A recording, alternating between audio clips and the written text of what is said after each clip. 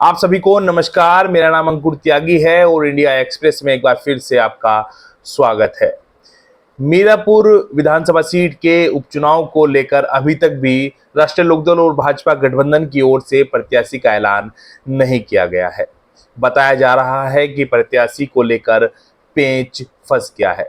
दरअसल पिछले 2 दिन से जबरदस्त चर्चा ये रही कि भाजपा नेता राजपाल सैनी को राष्ट्रीय लोकदल के सिंबल पर चुनाव लड़ाने की तैयारी है। इस पर राष्ट्रीय लोकदल और भाजपा नेतृत्व के बीच बातचीत जारी है और लगभग सहमति बनने की बात भी सामने आई थी और तमाम मीडिया रिपोर्ट्स में भी ये कहा जा रहा था कि कुछ ही देर में, कुछ ही घंटों में प्रत्याशी के नाम का ऐलान हो जाएगा और जो प्रत्याशी होंगे वो राजपाल सैनी होंगे। लेकिन अभी तक भी प्रत्याशी के नाम का ऐलान नहीं हो सका है, जबकि समाजवादी पार्टी की ओर से पूर्व सांसद कादिर राना की पुत्र वधू सुम्बुल राना को प्रत्याशी घोषित किया जा चुका है। बताया जा रहा है कि राष्ट्रीय लोकदल के तमाम नेता, उनमें टिकट के दावेदार भी ज्यादातर शामिल हैं। उनका ये कहना है कि जो मीरापुर पर प्रत्याशी हो वो राष्ट्रीय लोकदल का नेता कार्यकर्ता ही होना चाहिए, न कि भाजपा के नेता को राष्ट्रीय लोकदल के सिंबल पर चुनाव लड़ाया जाए। इसके पीछे उनका कहना यह है कि जब समाजवादी पार्टी के साथ राष्ट्रीय लोकदल का गठबंधन था और जब गठबंधन टूटा तो उसके पीछे एक बड़ा कारण यही माना गया और यही चर्चा रही कि समाजवादी पार्टी की ओर से ये कहा जा रहा था कि उनके नेताओं को राष्ट्रीय लोकदल के सिंबल पर चुनाव लड़ाया जाए। ये ऐसा ही हमने देखा था कि 2022 के विधानसभा चुनाव में हुआ था। समाजवादी पार्टी के नेता चंदन चौहान मीरापुर से चुनाव लड़े थे। समाजवादी पार्टी के उस वक्त नेता राजपाल सैनी खतौली विधानसभा सीट से राष्ट्रीय लोकदल के सिंबल पर चुनाव लड़े थे और सिवालखात विधानसभा सीट से तब समाजवादी पार्टी के नेता गुलाम मोहम्मद भी राष्ट्रीय लोकदल के सिंबल पर ही चुनाव लड़े थे। मुजफ्फरनगर शहर सीट पर भी समाजवादी पार्टी के नेता सौरभ स्वरूप ने भी राष्ट्रीय लोकदल के सिंबल पर चुनाव लड़ा था और फुरकाजी विधानसभा सीट से समाजवादी पार्टी के नेता अनिल कुमार राष्ट्रीय लोकदल के सिंबल पर ही चुनाव लड़े थे। इनमें से चंदन चौहान, गुलाम मोहम्मद और अनिल कुमार ने जीत दर्ज की थी। अनिल कुमार वर्तमान में कैबिनेट मंत्री हैं और चंदन चौहान अब बिजनौर के सांसद हैं। उनके सांसद बनने के बाद ही मीरापुर सीट पर अब उपचुनाव हो रहा है।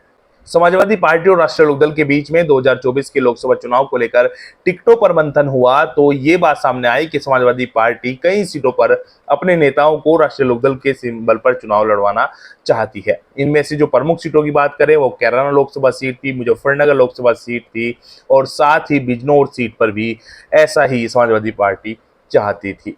इन सब मंथन के बीच, इन सब चर्चाओं के बीच हुआ यूं कि राष्ट्रीय लोकदल और समाजवादी पार्टी ने एक औपचारिक ऐलान कर दिया कि दोनों ही दल लोकसभा चुनाव को साथ मिलकर लड़ेंगे। लेकिन कुछ दिन बाद ही राष्ट्रीय लोकदल और भाजपा का गठबंधन हो गया था और गठबंधन टूटने का प्रमुख कारण यही बताया गया था कि समाजवादी पार्टी अपने नेताओं को राष्ट्रीय लोकदल के सिंबल पर चुनाव लड़ाना चाहती है। राष्ट्रीय लोकदल के नेताओं ने उस वक्त कहा भी था कि अगर राष्ट्रीय लोकदल के नेता और कार्यकर्ता पश्चिम में चुनाव नहीं लड़ेंगे तो कहां लड़ेंगे। अब यही बात मीरापुर विधानसभा सीट के उपचुनाव में भी कही जा रही है कि राष्ट्रीय लोकदल के नेता कार्यकर्ताओं को अगर मीरापुर सीट पर टिकट नहीं मिलेगा तो कहां मिलेगा। वैसे भी मीरापुर सीट पर 2022 में राष्ट्रीय लोकदल के सिंबल पर चंदन चौहान चुनाव जीते ही थे। साथ ही बिजनौर लोकसभा सीट के चुनाव में भी राष्ट्रीय लोकदल के सिंबल पर चंदन चौहान चुनाव जीते। ऐसे में मीरापुर पर राष्ट्रीय लोकदल और भाजपा में टिकट को लेकर पेंच फंस गया है।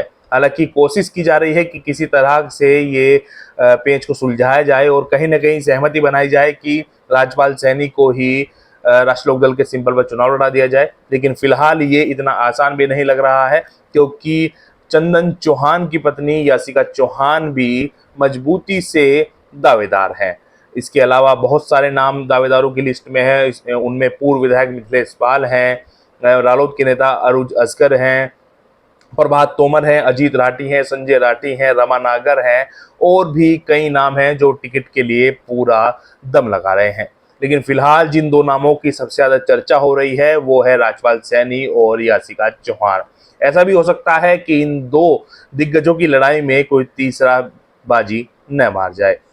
आगे हम आपको बताते हैं कि मीरापुर सीट पर जो परिसीमन से पहले मोरना सीट के नाम से जानी जाती थी, उस पर किस दल ने कब कब जीत हासिल की है। 1967 में कांग्रेस के राजेंद्र दत्त त्यागी, 1969 में बीकेडी के धर्मवीर त्यागी, 1974 में कांग्रेस के नारायण सिंह, 1977 में जनता पार्टी के उम्मीदवार नारायण सिंह और 1980 में जनता दल एस के मेहंदी असगर चुनाव जीते थे। 1985 में कांग्रेस के सईदुल जमा, 1989 में जनता दल के अमीर आलम, 1991 में भाजपा के रामपाल सिंह, 1993 में भी रामपाल सिंह ही चुनाव जीते थे। 1996 में समाजवादी पार्टी के उम्मीदवार संजय चौहान, 2002 में बसपा के राजपाल सैनी, 2007 में राष्ट्रीय लोकदल के कादिर राणा, 2009 में रालोद की उम्मीदवार मिथिलेश पाल ने जीत दर्ज की थी। 2012 के चुनाव में बसपा के मौलाना जमील चुनाव जीते थे और 2017 में भाजपा के उम्मीदवार अवतार सिंह बढ़ाना ने जीत दर्ज की थी। 2022 में राष्ट्रीय लोकदल के सिंबल पर चुनाव लड़ रहे चंदन चौहान ने जीत दर्ज की थी। समाजवादी पार्टी ने मीरापुर सीट पर, या यूं कहें कि मीरापुर मोरना विधानसभा सीट पर एक ही बार जीत दर्ज की है और समाजवादी पार्टी के उम्मीदवार संजय चौहान ही चुनाव जीते थे। संजय चौहान बिजनौर सांसद चंदन चौहान के पिता थे। हमारा आपसे अनुरोध है कि हमारे YouTube चैनल को सब्सक्राइब करें, Facebook पेज को फॉलो करें। हमारा सहयोग और समर्थन भी आप करते रहें। आप अपने बहुमूल्य सुझाव हमें कमेंट कर दे सकते हैं। आप सभी का बहुत बहुत धन्यवाद।